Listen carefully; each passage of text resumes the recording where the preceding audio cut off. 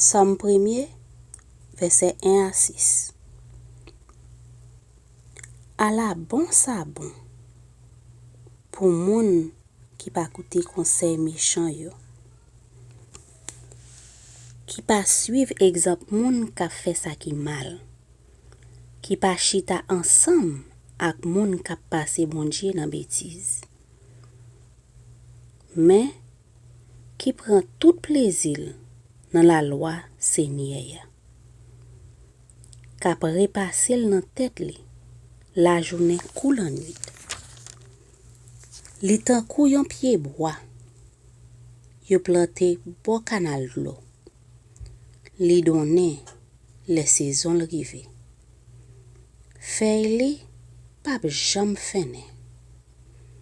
Tout ça le fait sorti bien.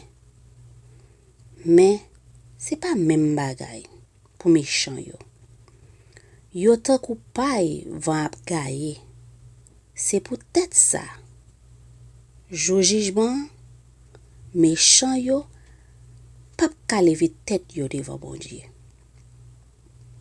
Moun qui fait mal, yo pas chita ensemble avec moun qui fait bien yo. Parce que Seigneur connaît. Jean moun qui fait bien yo ap viv. Même Jean méchant yo ap viv. Yo gen pour yo fini mal.